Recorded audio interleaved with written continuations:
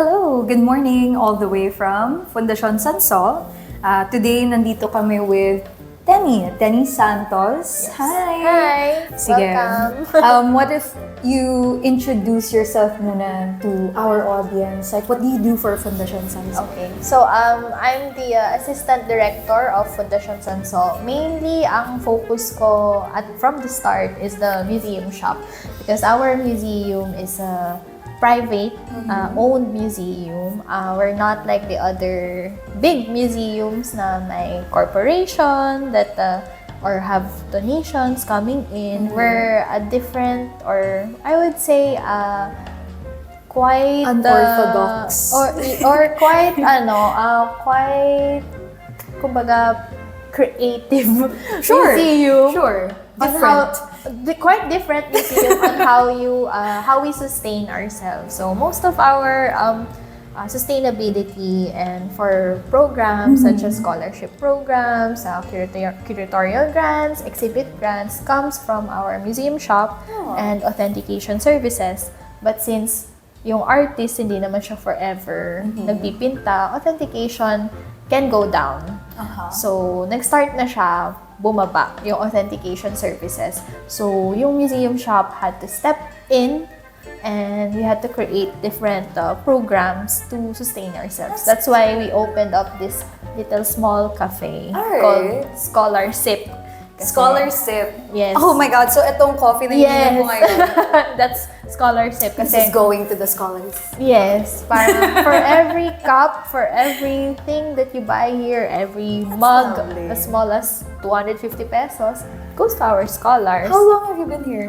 I've only been here around 2020. By the end of 2022, if I'm correct. Yeah, 2020. 3 years. Magpo 4 years. I think so, yeah. Mga ganon. I've been a cultural worker ever since I graduated. So I really like this kind of work. That's Kumbaga, lovely. Community building, I would say. And actually, Tenie is also here because she recently got to work rin with us on a very cool thing, which we'll get to later. Yes. For now, ano rin, baka nagtataka kayo, bakit ako nandito? Just kidding. So my name's China. I work for Gaming Library. And what else can I say about that? Tenie and I are both here because we both just recently worked on projects, board game related. That Gaming Library has been very proud to release. And Tenie, what was the one that you worked on? Well, we were very lucky, I would say, and very honored na kami yung pinartner ni Gaming Library for this project. It's called Modern Art, and it's the Philippine edition of the Modern Art board game. Actually, when I told it to my friends or when I told it to my director, when I got the email, I had to research ano yung modern art. Kasi I'm not usually into, well, I like board games, but dati kasi as far as my budget or my baon goes, hanggang lang ako, Uno cards. Girl, same. Same naman. Same. Hanggang Uno cards lang ako or Monopoly yung aking knowledge about it. There's nothing wrong about that. A lot of us start there talaga. Diba? So when I had to search, I'm like, oh, okay. So it's like Monopoly but art. So actually, medyo segue muna tayo there because I'm actually really interested in like how people get into board games. So modern art is definitely one of those things that we call right now like modern board games. So barring it from yung mga usual natin like the Monopolies, nothing against them. They're usually a very good entry point for everyone to get into the hobby.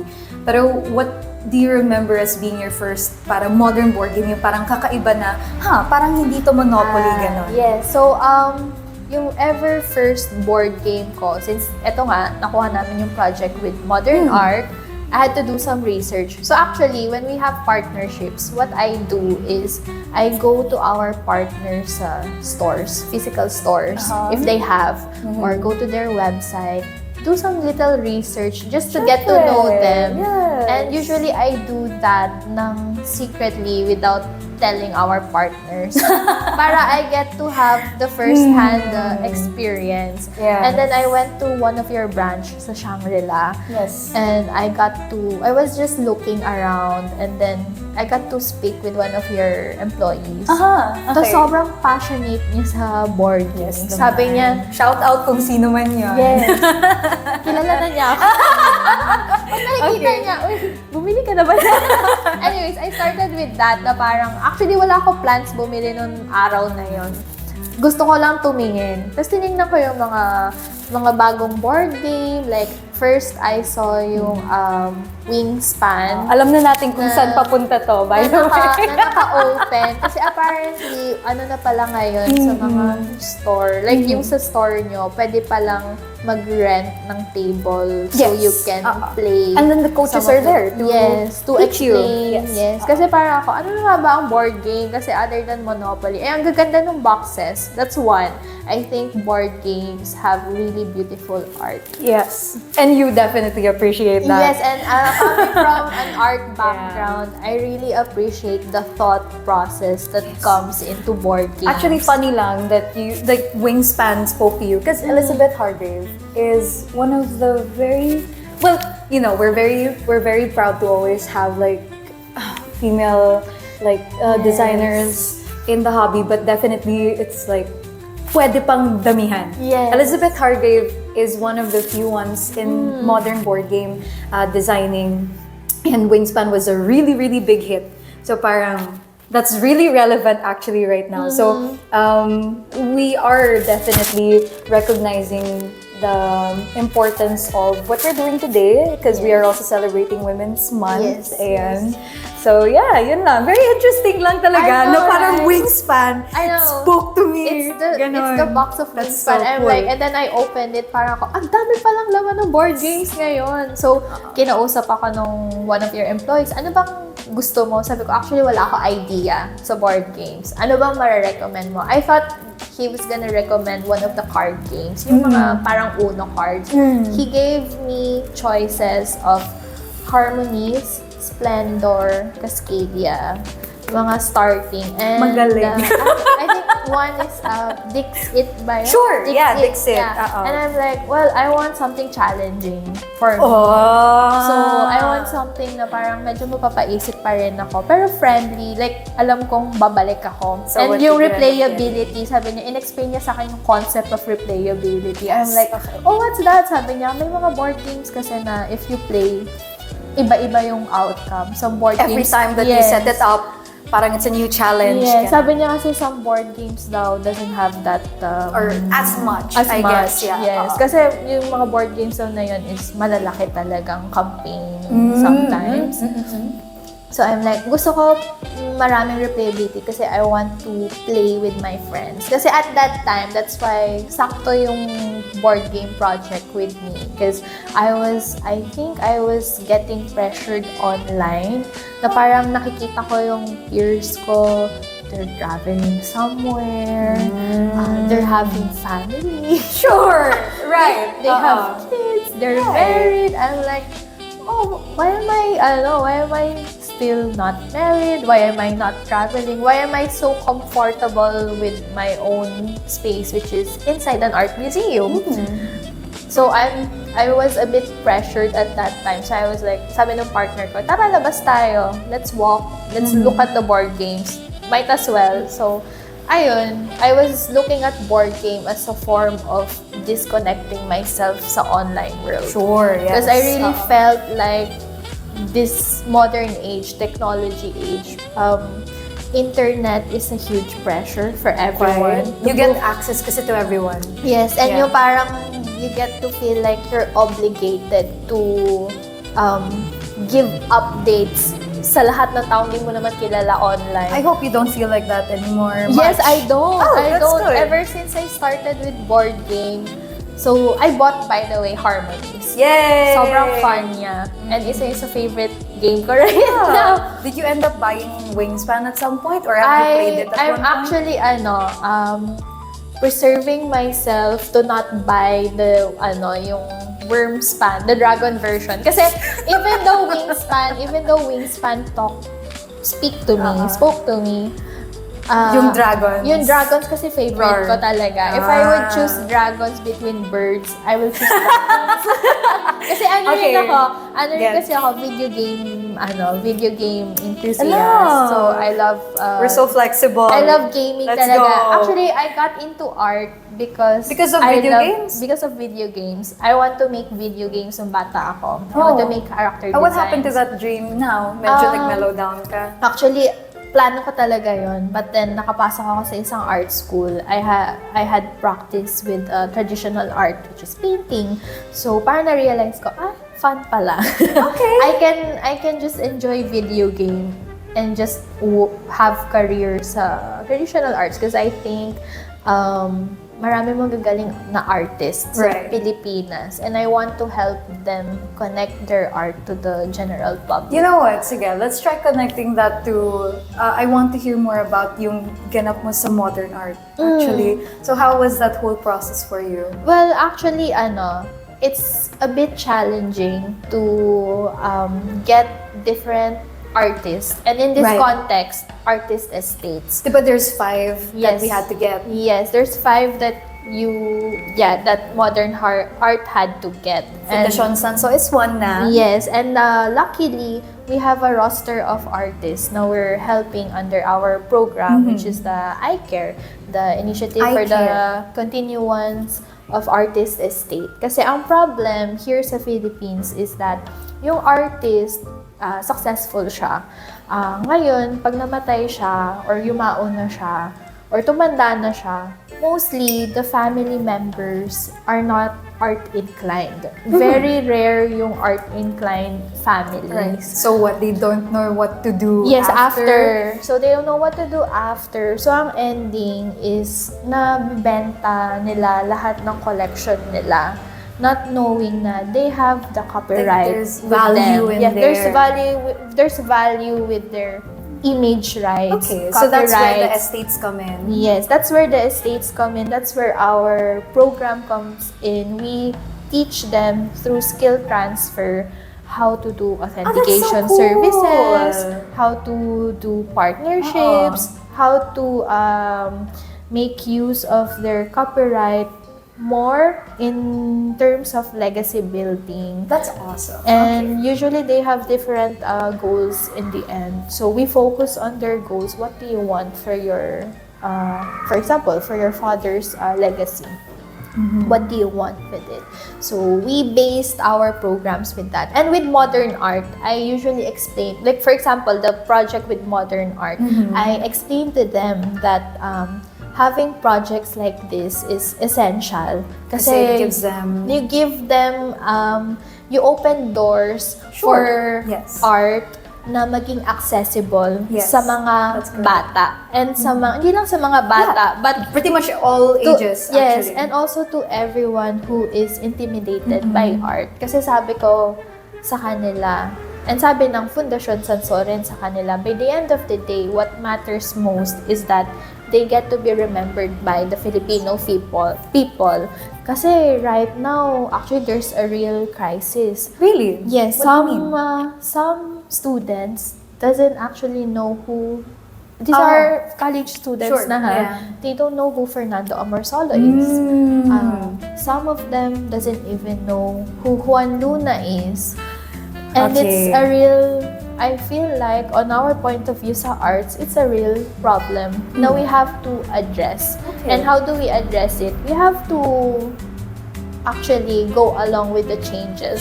And then make it more accessible. And make it more accessible. Like going relatable, I suppose is one somehow word. going out of the comfort zone. Going out of the institutional image. That doesn't mean we're devaluing the work. There's a difference, and that's also why I think maraming museum shops sa buong mundo. It's because it's an experience. When you go inside the museum, you see artworks that are so beautiful. You just want to take you want to you have this back thinking na parang, oh, ang ganda, gusto ko rin yan sa bahay ko. Hopefully, someday, I get to bring home as beautiful as that, diba? So, you exit through the museum shop and then you see, oh my gosh, may notebook, may mug na afford ko. Afford ko siya.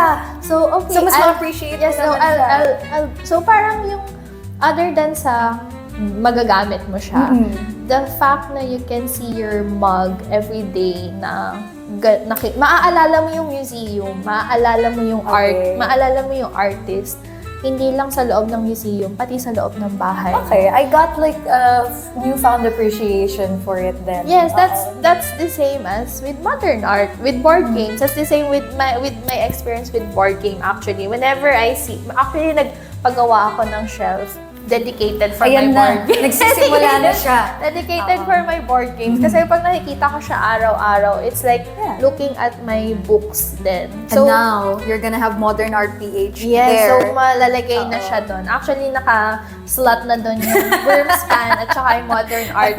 Right. So, meron na siyang space doon. So, it's the same as that na parang whenever I look at board games, I open it. Sometimes di ko siya nilalaro. I just appreciate the art and the thought process goes into it. And then I dive into more pa. Tinanong ko pa sila Dwayne and si Hans ng gaming library. So, sino ang gumagawa ng concept ng board games? And then Hans told me, usually they're mathematicians. And I'm like, oh my gosh, I love math. There's quite a lot of math that goes into games. So, if you ever play the game, so have you ever played Modern Art? Yes, once. How did you feel about it? At first, sa unang try, medyo kakapain mo pa. And then, when you get to the second round, napapasok mo na yung groove. And then, nagigets mo na, oh, okay, I get it now. It's not just about, kasi baka ang maging intuition, ang maging thought ng mga tao, modern art, auction game, baka isipin nila, oh, you're just buying and selling artwork. Right. No, sa game, when you're playing it, there's art appreciation. Oh, kasi yes, you get to look at the art and then parang you get into character. Kung sino yung museum mo. Na parang, for example, I'm MoMA. I must have this kind of art because our collection is about this context, ganyan. Gusto ko yung approach na yun because board games nga are, so there's this concept that, so I've been reading board game related books and articles a lot recently, like ever since last year. And there's this concept that when you game, kahit sa video games, right? You step in and it creates like a bubble where you can play. And then the concept of play comes in where one of the ways that you can put it is para pwede kang to act as someone who's different from your reality and experience something different. Diba? Na hindi ka nag-aalala ng mga kailangan mong bayaran, hindi mo kailangan alalahanin yung mga politics sa mundo. You're just there to play and experience the game for itself. So kahit sa modern art, or actually, i-segue na natin dyan. So actually, one of the other projects that we've been able to work on with Gaming Library is yung Kalikasan.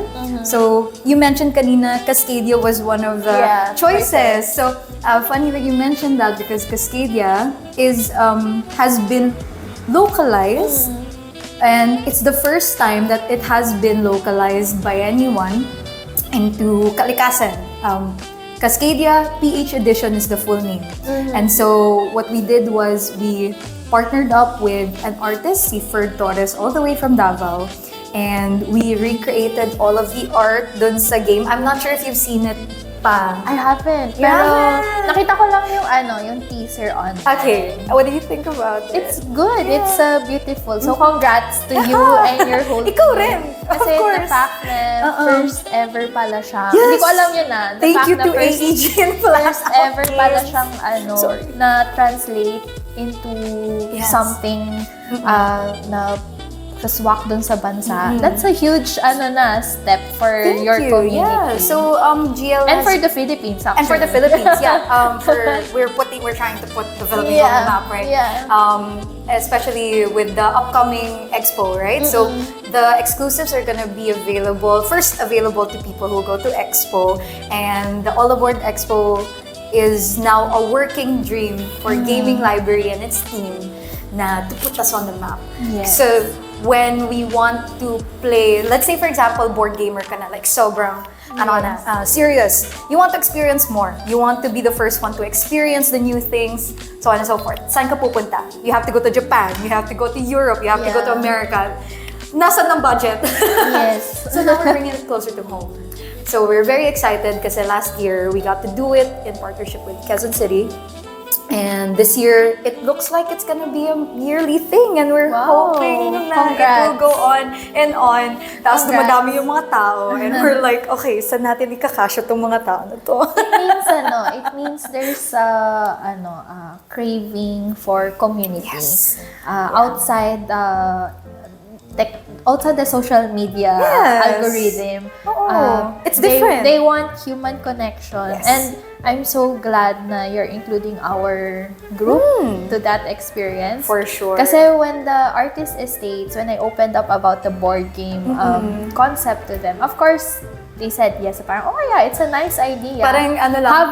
Have a board game, have a board game merchandise. Why not, di ba? Di pa nila masyadong gets. And then I asked them na come here, try to play it with them. How did it go? Para you can actually see for yourself. what I meant by having this project. It's not as simple as as a mug. You're putting your legacy out there to a bigger crowd na you haven't seen yet. And I was telling them, board game community is a respectful community. People are serious about it. Well, yeah. And, I mean, just there's like... a lot of there's a lot of planning and process that comes with it. Sobra. And then once you release it, it doesn't stop there. It grows and grows until maging favorite I love na the siya appreciation for board games. Yeah, because I feel like sinabi ko to kala Dwayne and kala Hans when they were pitching it to me na parang, board game is like publishing a book. There's so much love going into it. And it's like publishing an art book actually. It's the same, sabi ko. It's just that yung sa inyo, you get to experience it with large people. It's an experience. Like everything is an experience. Even art is an experience. It's like having the experience amplify pa. Times 10. So, nung na-play nila yon, may isang estate na lumapit sa akin afterwards. Sabi nila. And said na parang, I get it now. Why you're insisting on us playing it. Kasi sabi niya, at first, of course, it's a good idea, sabi niya. No questions asked. Kasi it's gonna put the Philippine art somewhere that's never been before. Yes, and somewhere not just in the Philippines, but internationally then. Can I just interject? If you, there's a website called Board Game Geek. Yeah. Bakit ko sinecond kasi sarili ko? So BGG, it's lovingly called BGG. And that's where you get all your board game information. So I don't know if you've been here before, but if you go to the page ng Modern Art, number one, you'll notice that, it's a very old Reiner Knizia game. Reiner Knizia is, he's just basically designed a lot of games. So, medyo high yung esteem sa kanya, the board game community. Modern Art has always been one of his, classics. Yes. So, the fact that we got this for PH, super good. Yes. Hans has, the gaming library team has put a post there. So, may mga forums.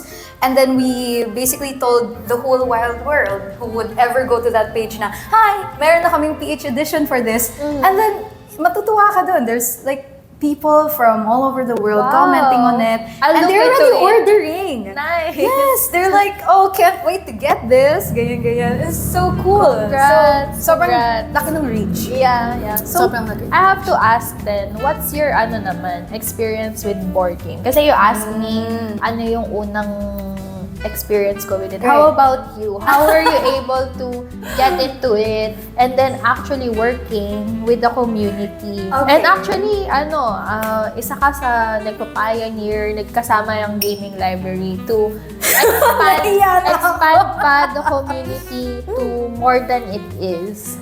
Oh, that's so lovely. I mean, okay, very flattering. Sinabi mo, but okay.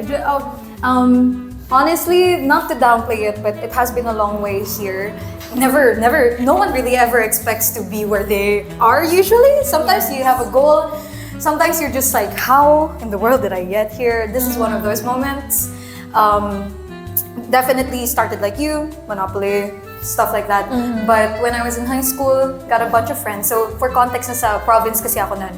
And back then, in that time, number one, wala pa masyadong board game stores sa Philippines. Number two, if you were in the province, you're in the middle of nowhere, you had to go for 12-hour bus rides to Manila just to get board games and then go back.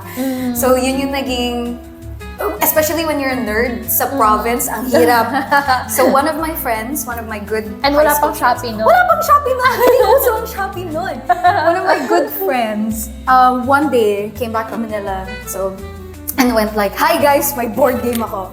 And before then, medyo nag-explode na rin kasi, actually funny that I use that term kasi may exploding kittens. Yeah. You've seen that game. Yes, yes. Naging uso siya sa mga cafe. So cafes would just have it there along with Uno and then you're like, oh, bago to try natin. Actually, exploding kittens is one of the parang napalaganap na mga games. And yeah, and from there you get to know about other things. But for me and my friends, we actually got into a more heavy-ish game. So diba, in terms of games, sabi nga sa'yo, there's big ones that take long and then shorter ones. Yes. Yung weight ng game na we explored at the time was a bit medium na. So, what's the title of the game? It's called Eldritch Horror. It's a cooperative game. And essentially, you're trying to save the world from getting swallowed up by something called an ancient one. So this is a being of immense power na hindi mo maintindihan yung itsura nila or kung anong ginagawa nila. And you're just mere human beings with some powers. And then you're traveling around the world, fighting against this na parang feeling nyo wala nang pag-asa but you're still fighting. It's a 2 to 3 hour game. So it's one of those. As opposed to maybe Modern Art or Cascadia that only takes like 45 minutes to an hour. Yeah. So dun kami napasabak. But from there on, there became a craving of, okay, what's next? What's still here? Yeah. And honestly, when I got into gaming library, it just so happened na parang sobrang lumalaganap na yung board games. And every year we have not less than 100 new ones coming out. That's insane. Yeah, and actually, when I started the board game, kami lang ng partner ko ang naglalaro. So we asked ourselves, tara, let's try to go out, maybe meet friends about board game. Kasi other than our usual crowd, introvert kasi kami. Other than our usual crowd, hindi kami masyadong let's go, let's meet people. Pero kami parang, okay, let's try to meet people. Let's try to have friends. So, saan kayo usually naglalaro? Actually, yun na nga. We went to Greenfield. Kasi malapit kami sa area na yun. So, usually we just walk. And then we saw a cafe, yung Whimsy Cafe. Whimsy. Yeah. And then, sakto, may event na, board game event. As an event talaga siya? Yeah, event na parang apparently sa board game community, you have events na parang calling na, open yung cafe for this type of board games. Board game night. Ganun. Okay. Board game night. Do you remember what day this is? I forgot eh. Sorry, I mentioned this because, diba nabanggit mo nga, medyo introvert kayo ng partner mo. So, I think we've talked about this before. So, nag-uusap naman tayo nun about like, okay, how did you get into the hobby, right? And then you mentioned na parang hindi nyo din pa masyadong alam where to go for that. Did you know that almost every day of the week, there's actually a game group that you can go to at some place? You want to game on Mondays or Tuesdays, there's a game group for that. So on and so forth. And I mean, there are still growing communities. And it's just really, like for example, for Fundación Sansó, if you wanted to, let's say, for any other museum, if you wanted to appreciate art, it's nice that you know where to go, diba? To have that experience or Yes. to have it around you. Same thing for board games. Board games is, you would agree naman if, you know, it's a very social hobby. You can definitely play it by yourself. A lot of people enjoy games solo, but a lot of it is also the enjoyment of, if you're playing it solo, then you can share that experience with others, or multiplayer games where you can share it with others at the same time. So when it comes to board gaming communities, ayan, hindi ka short of anything. Have you guys ever tried going to one?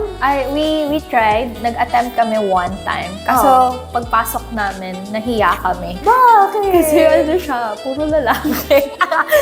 So parang kami, Okay. we're shy that way. So parang kami, okay, let's start small. I'm so happy na I got to meet Gaming Library kasi we got to meet you. Sure. And we got to meet Dwayne, Hans. Tapos yun na nga, nagpaplano na tayo. Let's just start here sa Fundación Sansó. Laro lang tayo. So ganon. we'll just start with that, and then we keep inviting our friends to play Okay. board game with us. Yeah. Kaso kahit sila busy na rin kasi, kaya hindi namin sila ma-invite masyado. If I may share a perspective nga lang, no? So like, I think it also goes to anyone who has been in their homes and going like, oh, that looks fun. Parang gusto ko rin mag-try. Yeah. But they don't know where to go. So you just really need to get yourself out there talaga. If you ever went, because that's also my experience. When I was buying my first board game here sa Manila, I'm not gonna say the shop name anymore, but like, definitely when you go inside, sometimes the vibe talaga is, okay, parang the environment isn't very, parang, That's what I love about your store. Hindi sa pagiging bias, thank you. Favorite namin yung Shangri-La branch nyo. Actually, pumunta rin kami sa Greenbelt sure, branch GB. nyo. Oo. Same vibe. Friendly, Yeah. open. Did you know that? Because I used to work as a game coach, so that's how I started in GL. So before I even went to the head office, I started teaching the game. So kung Yeah. sino yung nag-introduce sa'yo ng board game, I was doing that job when I got in here. It's a really good, it's a really good service. Parang hindi nyo naman na kailangan pa gawin. Pero it really shows that your team is very passionate about board game. Kasi the fact na napabili niya ako, sobrang kuripot ko na tao. Tapos, after pa nun, sabi ko, sige, isa lang. And then, nag-research pa ako. Doon ko na-figure out na may mga board Never game. tayo nagsastop Board dyan. game reviews. Hanggang Isa sa, lang. napabili na kami ng Splendor. Tapos, meron na kaming Veil. Wow! Na-veil agad! Parang maliit lang na Wormspan. Kasi sabi ko, parang wala pa po akong budget for Wormspan. Kasi medyo na guilty pa ako to spend that much for a board understandable. game. Sabi niya, okay lang kasi we have smaller one, Yeah. smaller version Diba? for dragons na parang nagpo-Pokemon rin. Sabi, okay, let's buy it. I love So, that. ganun siya. So, parang for us, it's really nice na may step-by-step.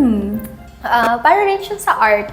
Yeah. Generally. With art collecting, ganun din. If you're too intimidated by the value. Pag pumunta ka ng art fair, usually makikita na tao, oh my God, millions yung isang painting. With board game, ganun din with art. You have gateways.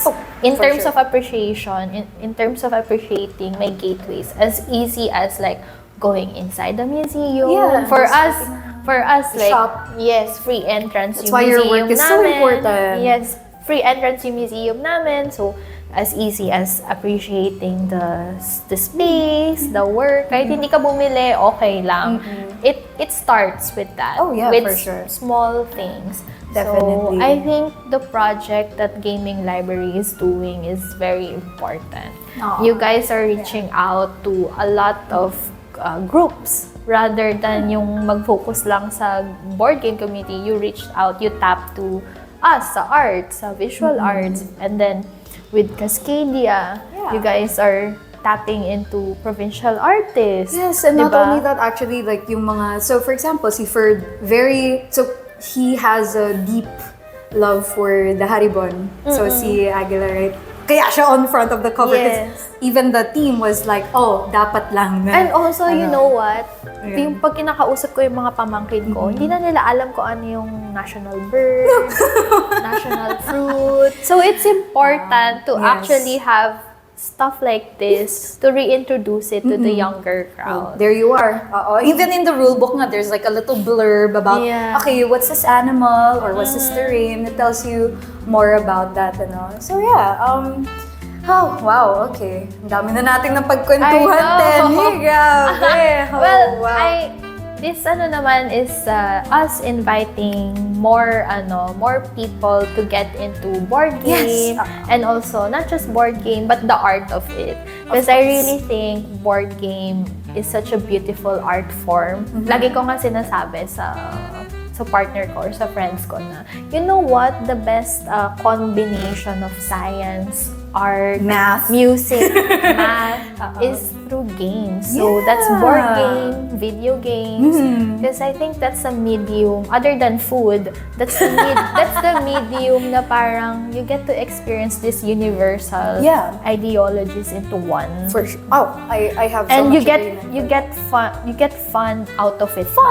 And other than having fun, right after you play or right after you look into the art, you get to learn something out of it. It's very fulfilling. It is. And I always love it when you come out of a table and you find so much contentment in what you just had. So Yes. there's just so much like laughter, energy, Yes. and love being shared around the table. And definitely we have playing board games instills a very competitive spirit in you too, but even that is part of it, diba? Like parang what's a little competitive spirit? And I also think that anyone who consumes art, board game, video games, film, music are really, and also reading is I think they're parang you get smarter every time. Not just culturally, but also internally. You get smarter kasi you're dealing with tactics. How do you strategies? How do you win this game? How do you get out of this wires your situation? brain certain- How do you get out of this situation? Para na-apply mo rin siya in real life. That's for sure. That's how I see it. That's how I appreciate it. Yeah. And I love that there's community. There's a community like this, especially here in the Philippines. There's a community. Kasi I think that especially this time na parang you need the community to feel grounded. Hindi naman the void, but like, but something. Just something. You need a community to get into, just to get in touch with yourself ulit. Even if you're one of those people who is like, I'm secure with myself. I know myself. I have hobbies that I can enjoy by myself. It's not a bad thing to have a community to share it with every now and then. And I'm so happy na parang the community, may mga I'm sure meron ng mga women-led community in board games. I'm sure may mga game night na puro girls ang naglalaro. It's just a matter of me looking niya. into me getting out of my shell. They're and not even any less sorry, I actually meant to say this kanina, but one of my perspectives with this is I wouldn't say myself as a I'm not very feminine in the way that I present myself and stuff. So I know that I do recognize that I experience the world in a different way sometimes. But I still do recognize this part of me that, like women, I'm still a woman at the end of the day, because that's also still how I see myself. And when I approach yung mga communities na ganito, I eventually, when you start getting yourself into it, you just feel like you're just a person. When you're at the table, everyone that you sit with, you're just like, okay, I know you by name, and that's just it. We're just playing. Yes. Parang it doesn't even matter. Yes. And it's it's a very simplified way of putting it. But at the end of the day, we're just playing a game, and we're at the same table, and we have a shared experience, and we have the shared goal of having fun, whatever that fun means for you. And I hope that you find that soon. And Well, I am having fun with my small tabletop corner sa bahay. And if you stay I'm there, happy that's with it. fine. Alam mo ba, sometimes we bring the game here sa museum. And then every morning kasi, we have coffee all together sa staff. That's so cute. So, dinala namin yung isang card game. Tapos parang sabi ko, kaysa ma-stress tayo sa nangyayari sa mundo, let's have fun for 30 minutes habang nagkakape bago magtrabaho.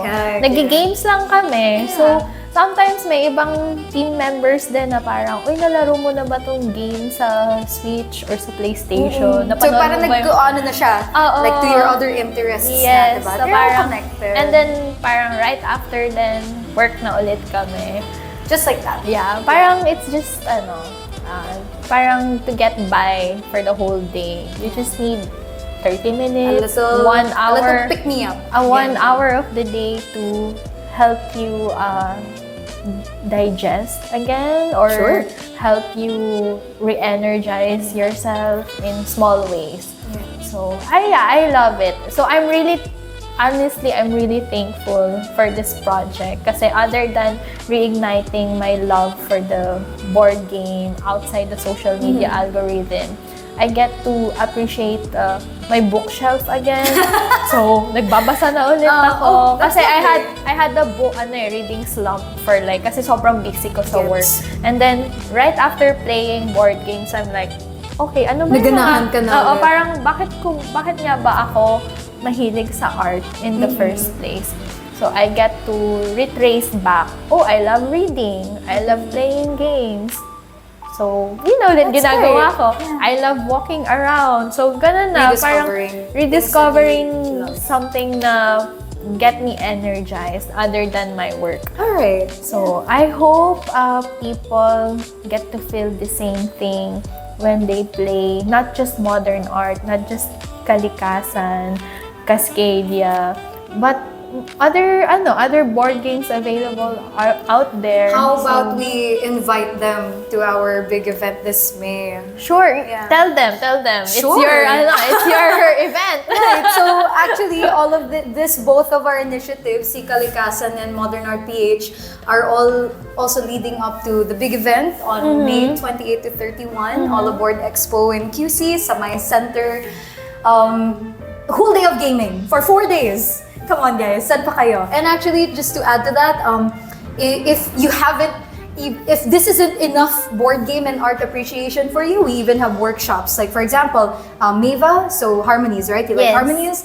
The illustrator for Harmonies is gonna be there. Si Meva also. Can I have my game sign? Yes, you can. And you can also, if you go to All Aboard Expo, just watch for our announcements. Follow our Facebook page, our Instagram. We're all there. Also our website. So every time that we have something new to announce, we're always so excited. So, lang kayo, keep posted lang on our social media.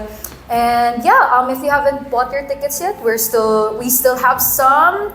You can get in there for free access if you're a Quezon citizen, a Q citizen, or if not, the lowest barrier is the lowest entry is 150. And then from there, if you want something a little more, then there's options for you. So I hope you're also gonna be there at the team. Of course, I'll be there. Kita kids, syempre. I have to be there. I have to have my game sign. And Harmonies is my favorite. And we gotta launch our game. So looking forward to Modern Art PH. You know what? One of my bucket list din pala. Just Which to add. is? Kasi nga, di ba, I started art. Wanted to make games, video games. This is one of my this is I feel like I've ticked one of my bucket list nung bata ako. And it's so fulfilling to have my dreams be ticked one at a time. Oh, that's but lovely. I thought it was not possible, but it is actually possible. So, and then here I am also. Yeah. I mean, there are so many opportunities for women all over. To just get into, if you think that it's very unlikely, well, just keep going at it and see where it takes you. So that's going to be Tenie and me, China, and we hope to see you around and also especially at All Aboard Expo. All right, let's say goodbye. Yeah, thank you so much for being congratulations. Here. Congratulations rin sa inyo. Sa buong inyo. Sa buong team. All right, bye-bye. Thank you.